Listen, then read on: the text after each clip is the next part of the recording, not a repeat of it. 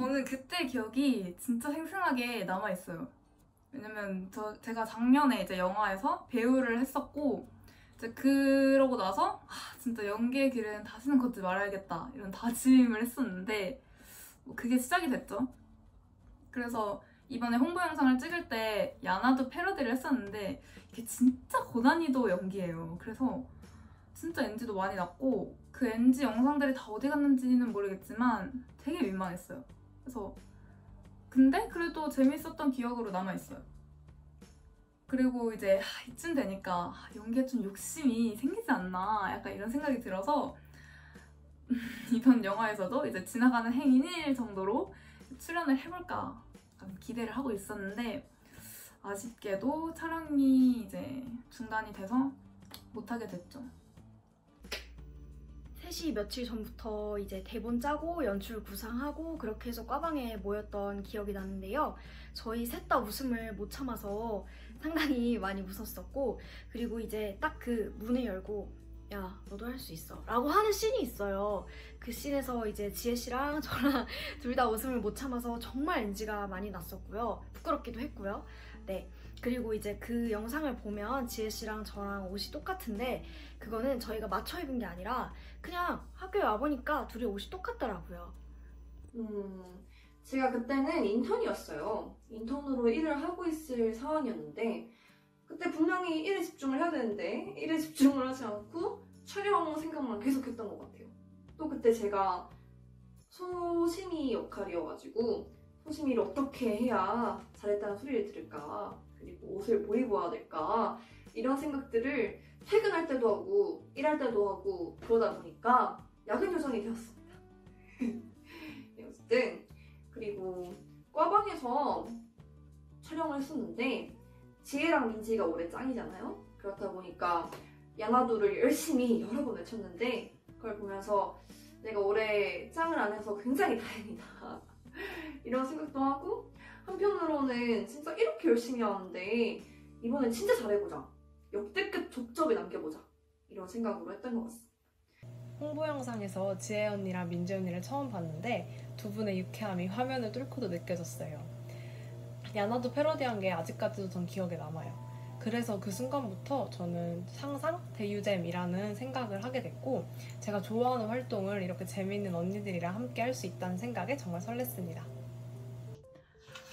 상상에 대한 제 첫인상은 국문과에서도 영화를 만들 수 있다고? 대박이라고 말할 수 있을 것 같아요. 그리고 상상이란 동아리명을 들었을 때 지금까지 상상해왔던 것을 영상으로 구현해낼 수 있을 것 같아서 더 끌렸던 것 같습니다. 첫인상은 그저 설렘이었던 것 같아요.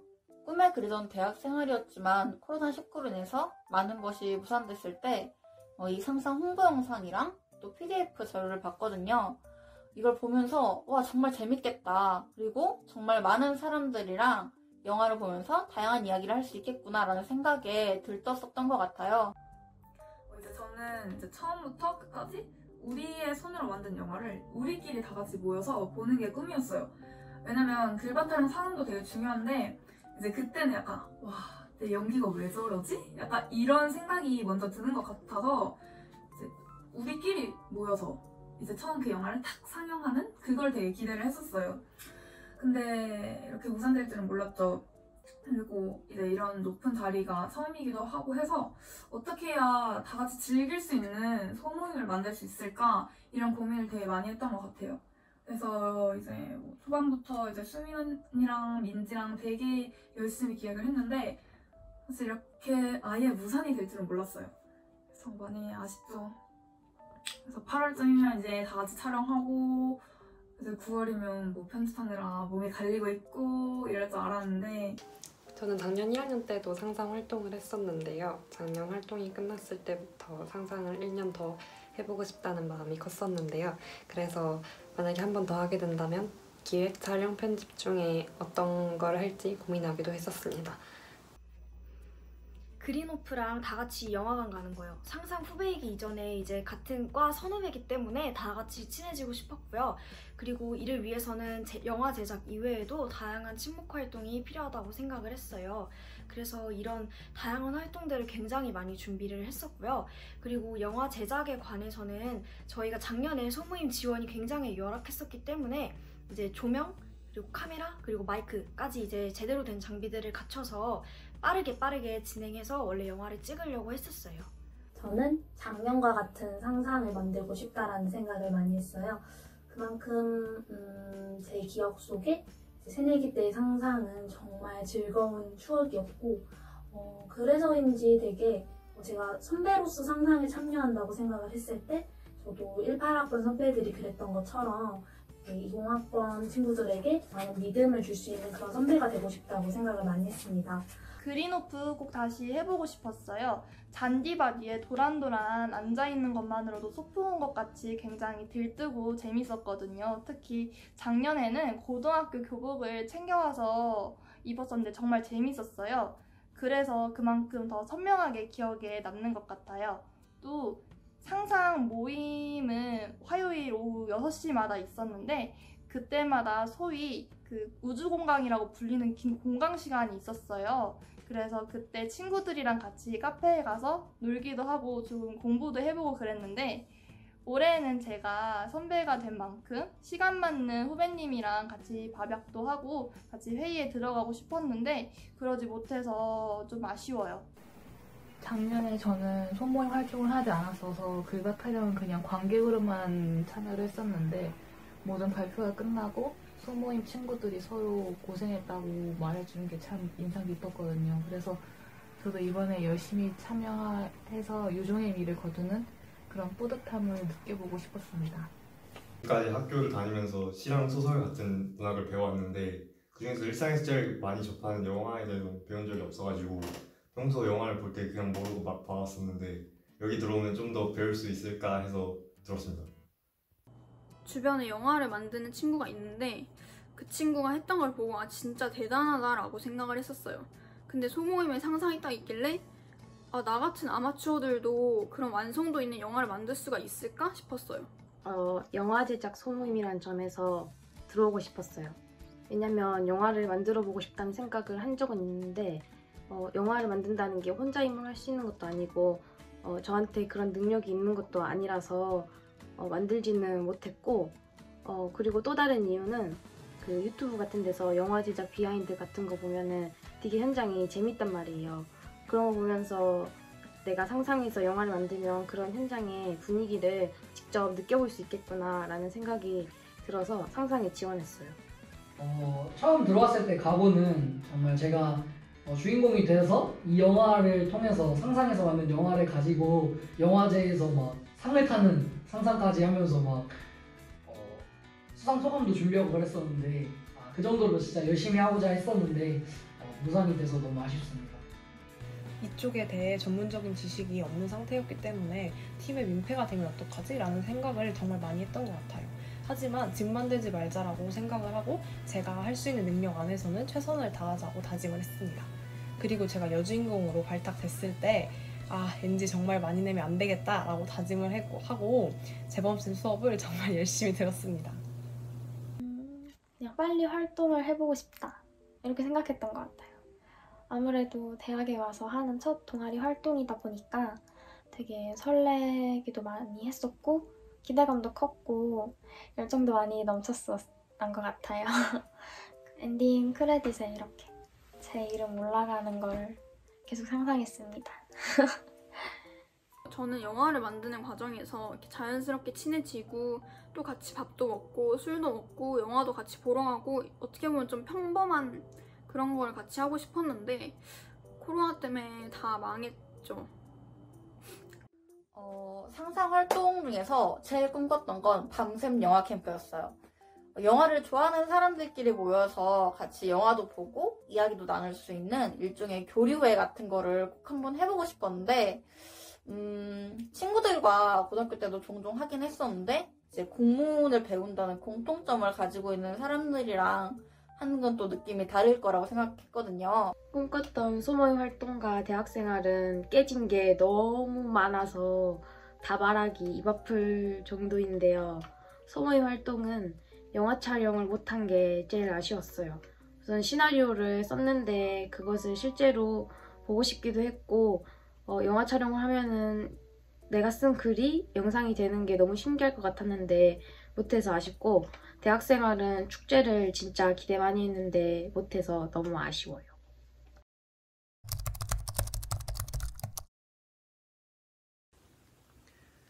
안녕하세요. 건국대학교 문화콘텐츠학과에 다니고 있는 민시윤입니다. 자다가 알림이 계속 와서 핸드폰을 봤는데 이상한 거예요. AS를 맡겨도 전산상의 문제는 없다고 하고. 답답한 마음에 만나서 해결하자고 하고 석촌호수에서 그때 시윤이를 처음 봤어요. 근데 그때 시윤이 정말 짜증났어요.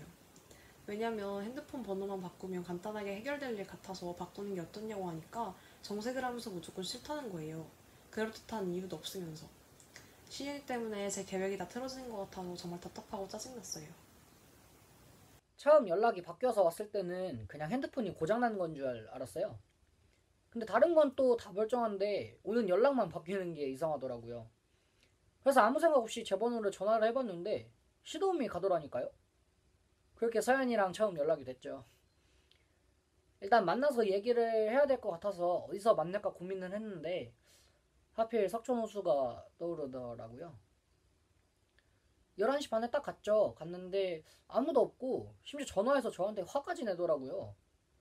근데 12시가 딱 되니까 갑자기 눈앞에 나타나는 거예요. 이게 말이 되나요? 그때 느꼈죠. 아, 이 사람이 내 운명인가? 시윤이 얘기를 듣고 마음이 아팠어요. 아직도 고작 아이스크림 하나에 벌벌 떠는 게 안쓰러웠죠. 얘기를 들은 이후부터는 트라우마 극복을 도와줘야겠다는 생각밖에 안 들었어요. 다음날 저 때문에 시윤이가 다시 불안해하는 상황이 왔지만 오히려 그 덕분에 처음엔 장난으로 넘겼던 시윤이가 자기 감정에 솔직해질 수 있었던 것 같아요. 저는 어렸을 때 엄마에게 버려졌어요. 아이스크림을 다 먹으면 엄마가 온댔는데 결국 안 오셨죠. 그래서 아이스크림을 잘 못 먹었었어요. 이 이야기를 서연이한테 했죠. 그랬더니 서연이가 뭘 했는지 알아요? 그 다음날 아이스크림을 사들고 오더라고요. 그러고는 한참을 사라졌죠. 너무 무섭더라고요. 또 버려진 걸까봐. 그래서 화를 내버렸어요. 서연이한테. 전 그동안 모든 게 다 제 잘못이라고 생각을 했었어요. 내가 너무 못나서 버려진 거라고. 근데 서연이가 제 잘못이 아니라고 계속 말해주더라고요. 진짜 너무너무 고마웠어요. 사실 제 상처에 대해 말하기까지 고민이 많았어요. 그래서 처음 말이 나왔을 때 쪽팔리기도 하고 시윤이가 별것도 아닌데 왜 그러냐는 반응을 보일까봐 두려워서 얼버무렸던 것도 있어요. 하지만 그동안 시윤이가 저한테 보여준 따뜻한 행동을 보고 말해도 되겠다고 확신을 얻었죠. 말하니까 확실히 말하기 잘했다는 생각이 들어요. 제가 듣고 싶었던 말을 해줬거든요. 알고 보니까 서연이도 비슷한 아픔이 있더라고요. 지금 생각해도 그 전남친이라는 사람은 참 나쁜 놈이죠. 서연이는 그런 아픔을 겪었는데도 슬퍼하고 있는 자기가 바보 같다고 생각하는 것 같더라고요. 그래서 저도 서연이가 저한테 해줬던 것처럼 저도 서연이를 응원해줬어요. 절대 바보 같지도 않고 너 잘못도 아니라고요. 서연이가 잘 극복한 것 같아서 다행이에요. 12시 40분에 시윤이가 갑자기 사라져서 놀랐어요. 처음엔 걔가 장난치는 줄 알았다니까요. 마지막 작별하는 순간이 아직도 기억에 남는데 시윤이가 사진을 주면서 그동안 고마웠다고 행복했다고 말하는데 안 울 수가 없었어요. 가끔 이런 생각이 들어요. 제가 시윤이를 만난 게 꿈은 아닌가. 하지만 그럴 때마다 시윤이가 준 머리끈과 사진을 보면서 꿈이 아니었다는 걸 깨달아요. 마지막이라는 걸 느끼니까 너무 슬프더라고요. 그래서 속에 있는 말을 그냥 다 해버렸어요. 고맙다고, 행복했다고, 평생 잊지 못할 거라고. 다행히 서연이도 비슷하게 생각해 준 것 같더라고요. 그날 이후로 지금까지 겪었던 일들이 다 꿈인 것처럼 느껴져요. 그때마다 서연이가 써준 편지를 보면서 아, 꿈이 아니었구나를 느끼는 것 같아요. 저한테는 이 편지가 참 소중한 물건이에요. 그렇게 헤어진 이후로 한 번도 지금까지 본 적은 없지만 언젠가는 다시 만날 수 있을 거라고 믿어요.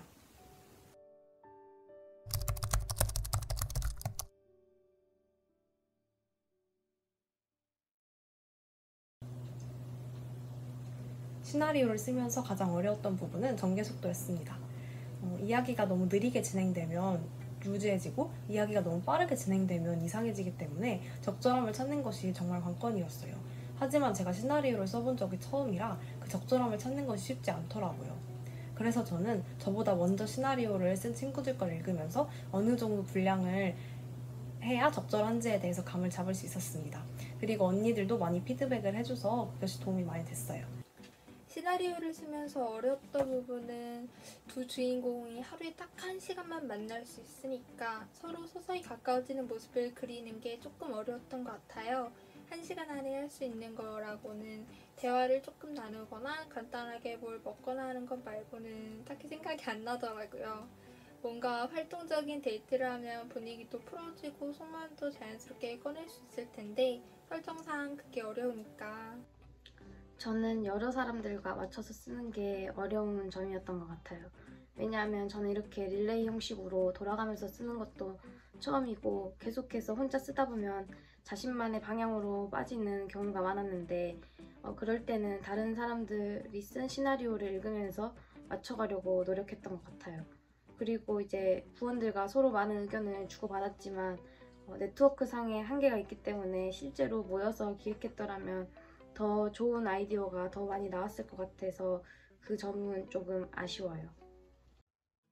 전 운명에 대한 언급 부분을 꼭 담아보고 싶었어요. 저희 시나리오 자체가 운명적으로 서로 다른 시간대에 있는 남녀가 만나게 되는 이야기잖아요. 그런데 운명이라고 해서 이 두 남녀가 그냥 받아들이고 수긍하는 것이 아니라 왜 우리가 만나게 됐을까라는 질문을 던짐으로써 그걸 알아가면서 서로의 상처를 치유해 가는데 굉장히 많은 의미가 있다고 생각을 했어요. 그래서 운명에 대한 그런 말이 있는데 한 번 만나면 우연이고 두 번 만나면 인연이고 세 번 만나면 운명이다라는 말이 있어요. 그걸 차용함으로써 우리가 이미 곁에 있는 사람들과 운명적인 사람일 수도 있고 또 만남이라는 장치를 통해서 충분히 운명을 만들어 나갈 수 있다는 메시지를 던짐으로써 우리가 주변 사람들과 함께 충분히 성장하고 있다, 또 성장할 수 있다라는 그런 메시지도 던져보고 싶었는데 제가 너무 초반 시나리오라서 이 의미가 잘 전달됐는지는 모르겠네요. 전 결말 부분을 담당해서 결말 부분에서도 마지막 엔딩을 아주 신경을 많이 썼어요. 문제가 해결되고 두 주인공들이 더 이상 서로 보이지 않게 되는데 이때 이들이 느끼는 아련함, 애틋함을 어떻게 하면 절정까지 끌어내서 표현할 수 있을지가 제 머릿속에서 내내 고민이었답니다. 그렇게 해서 나온 엔딩이 두 주인공들이 각자의 공간에서 하늘을 보면서 보고 싶다고 말하는 장면인데 지금 보니까 정말 오글거리더라고요. 이거 약간 중2병 인소감성인데 피드백 때 왜 아무도 결말이 이상하다고 얘기 안 했는지 이해가 안 돼요. 모르겠어요. 배우들의 말과 행동에서 그 성격이 드러나게 하자. 이게 제가 이제 시나리오 쓰기 전부터 쓰는 동안에도 쭉 가지고 있던 생각이거든요. 왜냐면 아무래도 관객들은 영화의 첫 시작에서 어떤 정보량이 많지가 않으니까 조금 그 배우들에게 더 자연스럽게 물들게 해야겠다 이렇게 생각을 해서 이제 뭐 인물의 대사나 행동뿐만 아니라 뭐 그들이 가진 소품 아니면 살고 있는 집의 인테리어라든지 되게 사소한 부분에서도 그런 인물들의 성격을 녹아낼 수 있게 많이 생각했던 것 같아요. 저희 시나리오의 정말 가장 큰 매력은 사랑에 대해 그리고 또 완전한 사랑에 대해 다룬다는 점인 것 같아요. 사실 남녀 관계를 다룬 영화라고 하면 두 사람의 관계가 어떻게 발전할까에 초점이 맞춰지면서 각자가 가진 매력을 다루는 부분은 많이 감퇴되는 것 같아요. 그런데 우리 시나리오는 두 사람이 가진 상처가 치유됨으로써 함께 성장하는 모습에 주목을 하고 있기 때문에 더 매력적이지 않나 싶어요. 그리고 전 개인적으로 이런 치유랑 성장이 가장 완전한 사랑의 모습이라고 생각을 해요.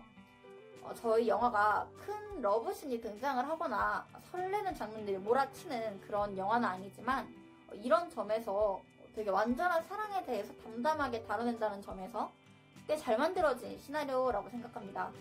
제가 생각하는 우리 시나리오의 매력 포인트는 여주인공과 남주인공의 온도 차이예요. 남주인공은 다정하고 정이 많은 캐릭터지만 여주인공은 냉정하고 칼같은 성격을 가진 캐릭터예요. 둘의 이 상반되는 모습은 첫 만남부터 바로 등장하는데 작품 속에서 둘이 티키타카 하는 것을 계속 찾아보는 게 아주 재밌답니다. 저는 우리 시나리오의 매력이 같은 시대의 남주 여주가 만나는 것이 아니라 10년이 차이가 난다는 것이 가장 매력적이라고 생각해요. 이 차이를 옷이나 노래, 물건 등으로 표현한다는 점이 흥미로웠는데 실제로 촬영을 못해서 못 봐서 너무 아쉬워요. 과연 이런 생각을 할 수 있는 아마추어 작가들이 있을지 참 항상 놀라움을 느꼈었거든요. 그래서 항상 새로운 재미와 놀라움을 주는 그런 매력이 저희 시나리오만의 매력이라고 생각합니다. 저는 시나리오 작업에서 촬영, 편집 이 단계로 나아가지 못한 게 가장 아쉬워요. 제가 기획반이긴 했어도 그 이제 배우들의 옷차림이나 아니면 촬영 소품 같은 거를 굉장히 많이 생각하고 있었거든요. 그래서 방청소를 하다가 나온 뭐 옛날 휴대폰 아니면은 머리끈 이런 것도 이제 엄마가 다 갖다 버리자고 하셨는데 제가 안 된다고 이거 갖고 있어야 한다고 어렵게 사수했는데 네, 많이 아쉽게 됐습니다. 사실 연출에 대해서 많이 아는 게 없어서 고민을 많이 했었는데 그 버드맨이라는 영화를 보면은 그 영화 자체가 끊이지 않는 그 롱테이크로 만들어져 있어요. 그래서 그 남주인공의 과거 어렸을 적 모습만이라도 그런 식으로 롱테이크로 표현을 하면은 현재 남주인공의 모습과 구분이 잘 될 것 같아서 그렇게 하는 게 좋지 않을까라는 생각을 해봤습니다. 주인공의 과거 장면을 촬영할 때 그 화질을 좀 더 다르게 해가지고 확실히 과거랑 현재를 구분짓고 싶었고요. 그리고 우리 주인공 주한이 얼굴 한번 클로즈업 해보고 싶었습니다.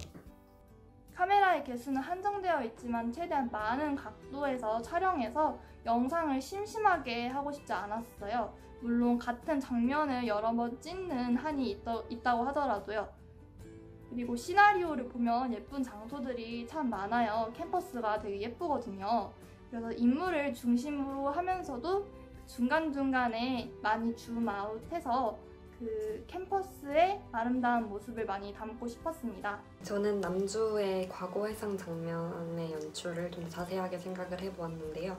먼저 어린 남주의 시선이니까 카메라는 거의 바닥에 맞닿을 정도로 낮게 하고 그리고 흑백에 가까울 정도로 빛의 양을 적게 한 다음에 그냥 이렇게 남주의 시선에서 보이는 그런 분주하고도 무심한 사람들의 다리를 뭔가 사람들이 지나가는 모습을 영상보다는 사진을 이어붙여서 약간 뚝뚝 끊기는 느낌으로 연출을 해보고 싶었고 그리고 그냥 이렇게 한번 쓱 쳐다보고 가는 사람들의 눈을 익스트림 클로즈업 숏해서 그 당시 남주에게는 너무나도 차갑고 어두웠고 공포로 다가왔던 그런 상황을 관객분들이 간접적으로나마 체험하게 연출해보면 좋을 것 같다는 생각을 했습니다. 그 시나리오 구상 과정에서 호수 얘기가 되게 많이 나왔던 걸로 기억하는데 그 학교 안에 있는 일가모나 아니면 학교에서 가까운 석촌호수를 생각하고 있었습니다. 네, 근데 거기서 또 석촌호수가 안 덥고 뒤에 배경도 예쁘게 나올 것 같아서 네, 괜찮다 생각을 했습니다. 아무래도 여주의 생활에 녹아든 그런 옛날 물건들이 가장 구하기 어려웠을 것 같아요. 인터넷에 그 당시는 뭐가 유행했었는지 엄청 찾아본 다음에 한 분 한 분 이거 있으세요? 저거 있으세요? 이렇게 물어봐야 될 것 같은 느낌이 좀 들었었어요. 또 소품은 아닌데 촬영하기에 적합한 술집을 찾기가 어려웠을 것 같아요. 시나리오상에서 가장 중심적인 남주와 여주의 트라우마를 상징하는 그 아이스크림과 빨간 머리끈 같은 건 되게 쉽게 구할 수 있는 건데 둘이 다른 시간을 살고 있다는 것을 상징하는 물건들이 구하기가 어려웠을 것 같아요. 예를 들어서 남주와 여주의 토지폰부터 시작해서 여주의 학생증 같은 경우는 되게 예스럽게 디자인해서 제작까지 맡겼어야 했을 것이기 때문에 그런 되게 사소하면서도 작은데 뭔가 제 시나리오의 전개와 디테일을 위해서는 공을 많이 들여야 했을 것 같다는 생각을 합니다. 그 촬영팀 들어가면서 집에 어렸을 때 사놨던 그 Y 만화책 중에 그 영화 시리즈가 있는데 이제 그거를 다시 보면서 공부를 되게 열심히 했었어요. 근데 이제 촬영이 무산이 돼서 너무 아쉽고 나중에 꼭 기회가 된다면 이 멤버 그대로 해서 스토리가 있는 영상 꼭 한번 찍어보고 싶습니다. 한 학기는 못 만났어도 이번에는 꼭 얼굴을 볼 수 있을 거라고 생각을 했는데 코로나가 이렇게 장기화될 줄은 몰랐고 이번 연도 상상 활동은 이렇게 아쉽게 끝나가지만 지금이라도 다른 여러 가지 추억을 만들었으면 좋겠어요. 저희가 이번에 만들려고 했던 영화가 2010년대랑 2020년대 또 서로 다른 시대를 살고 있는 두 여주와 남주를 이제 그려내는 영화였잖아요. 그래서 이 편집함에 있어서 다른 두 시대를 어떻게 편집을 하면은 더 다른 느낌을 줄 수 있을까에 대해서 좀 고민을 많이 했던 것 같아요. 그리고 이제 시대가 다르다 보니까 2010년대랑 2020년대를 노래를 통해서 다른 시대를 표현했으면 어땠을까라는 생각을 했었고요. 그래서 이제 2010년대에 유행했던 노래를 삽입을 해가지고 그 시대의 느낌을 좀 살려보고 싶다라는 생각을 많이 했어요. 마치 응답하라 시리즈를 보면은 저희가 물론 살지는 않았던 시대였지만 그 시대를 느끼는 것처럼 이 영화를 보고 2010년대 저희가 어렸을 때 그때를 이제 추억할 수 있는 영화가 되면 좋겠다라는 생각을 가졌던 것 같아요. 시나리오를 보게 되면은 이제 과거 해상을 하는 장면을 통해서 수십에서 여주와 남주 두 사람이 비 오는 날 마주치는 장면이 나와요. 이제 그 부분에서 두 사람이 서로 마주할 때 화면 분할을 통해서 다른 시대를 살아가는 두 사람이 마주하는 그 장면을 한 컷으로 이제 담아내면 어떤 느낌일까. 그래서 그거를 한번 담아내보고 싶다 이런 식으로 생각을 해봤던 것 같아요. 일단은 올해가 코로나 때문에 제대로 된 소모임을 하지 못했고 그리고 무엇보다도 영상을 못 찍어서 영화를 제작하지 못했다는 점이 상당히 아쉬움이 남고요. 그리고 일단은 제가 19학번인데 이제 20학번에 편집부원이 없어요. 그래서 좀 우리 편집부원이 많이 들어왔으면 좋았을 텐데 하는 아쉬움이 남아서 21학번 이제 친구들이 이제 나중에 내일 들어올 거잖아요. 그러면은 편집부에 있어서 그러니까 너무 겁을 먹지 말고 내년에는 더 많은 부원이 들어왔으면 좋겠다는 마음이 있습니다. 저는 시나리오가 이렇게 차근차근 완성되는 모습을 보면서 기획부가 진짜 대단하다고 생각을 했었어요. 저였으면은 이렇게 딱 시나리오 하라고 했을 때 밤낮으로 고민을 해도 완전 결점투성이인 그런 거를 내놓았을 것 같은데 진짜 같은 국문과 동기분들이긴 하지만 진짜 존경합니다. 글쎄요.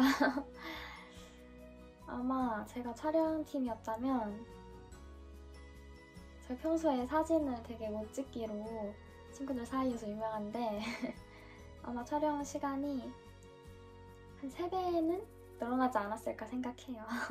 그치만 이제 저는 찍는 게 너무 좋아서 혼자만 신나 있는데 내 부원들은 한숨만 푹푹 쉬었을 것 같습니다. 제가 만약 편집팀이었다면 우리 영화를 나의 첫사랑에 버금가는 첫사랑 영화를 만들려고 정말 노력을 많이 했을 것 같아요. 샤랄라한 필터를 쓰고 저녁 노을 등을 이용해서 그런 감성적인 분위기를 내려고 많이 노력을 했을 것 같고 자막도 필기체를 사용하고 화면 전환도 부드럽게 넘어가는 방법을 택했을 것 같습니다. 제가 촬영팀이었으면 카메라를 부쉈을 것 같고 편집팀이었으면 하루 걸릴 걸 3일 하고 있었을 것 같아요. 기회가 무섭습니다. 제 인생 장르는 로맨스와 거리가 멀기 때문에 주인공이 되었을 리 없지만 그래도 만약 주인공이 되었더라면 표정 연습을 많이 했을 거예요. 제가 작년에 상상 영화의 주인공이었기 때문에 제 비중이 굉장히 높았어요. 아무래도 연기가 처음이다 보니까 모든 게 다 어색했는데 그 중에서도 표정이 정말 많이 경직되어 있더라고요. 다행히 작년에는 어두운 분위기의 영화였기 때문에 어떻게 넘어갔지만 올해는 그렇지 않아서 정말 힘들었을 거예요. 정말 연기는 표정이 반입니다. 정말. 제가 주인공이었다면 제 전공은 로맨스가 아니어서 장르가 바뀌지 않았을까 하는 생각이 있네요. 제가 주인공이면 기획팀한테 매일매일 불려가서 혼나지 않았을까요? 건더기가 연기하는 게 더 자연스럽겠다고. 그리고 카메라 의식하느라 맨날 시선 처리도 이상해서 촬영팀한테도 불려가서 혼났을 것 같아요. 아, 저요? 저는 친구 1이요. 약간 호들갑 떨면서도 되게 시원시원한 성격의 소유자인데요. 이제 여주가 극 중에서 굉장히 답답한 역할로 나오는데 그 여주의 약간 고민을 해결할 수 있는 실마리 같은 친구고요. 그리고 이제 제가 지난 영화에 되게 틱틱대는 친구 역할로 나왔었는데 이번에는 뭔가 좀 친절한 친구 역할로 나와보고 싶었어요. 그 전남친 배역이 탐나는데 제가 별로 착하게 생긴 편이 아니라 제가 하면 좀 더 나빠 보일 수 있을 것 같아서 한번 해보고 싶습니다. 전 이미 주인공을 해봤기 때문에 배역 그런 거 탐내지 않아요. 그래도 비중이 작은 역할로 출연은 꼭 하고 싶더라고요. 그래서 여자 주인공이 전 남친과 함께 걷고 있던 새로운 여자친구로 추정되는 여자 역할을 맡고 싶었어요. 특별한 연기 필요 없이 같이 걷기만 해도 되고 또 재미있을 것 같았거든요. 탐났던 배역. 앞에서도 말했었지만 저는 연기에 그다지 욕심이 없습니다. 네, 저는 연기 욕심이 없어요. 그래서 탐나는 배역도 사실 딱히 없어요. 저는 그냥 뒤에서 지켜보고 싶습니다. 지켜보고 싶지만 굳이 하나를 뽑자면 석촌호수에서 일하는 엑스트라 정도? 네, 아이스크림을 푸는 엑스트라 정도. 왜냐면 제가 베라 알바생이거든요. 아이스크림 되게 잘 풉니다. 그리고 배역 핑계로 석촌호수에 한번 가고 싶습니다. 어제 하루 신규 확진자가 60명 후반대로 급증했습니다. 수도권에 이어 전국으로 집단 감염이 확산하면서 어제 하루 코로나19 확진 환자가 400명을 넘었습니다. 코로나19 유행이 무서운 속도로 전국적으로 확산하고 있습니다. 어디서든 누구라도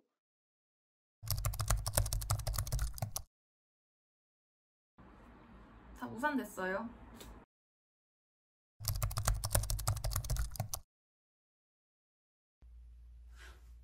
그래서 어떻게 하냐고요? 지금 하고 있잖아요.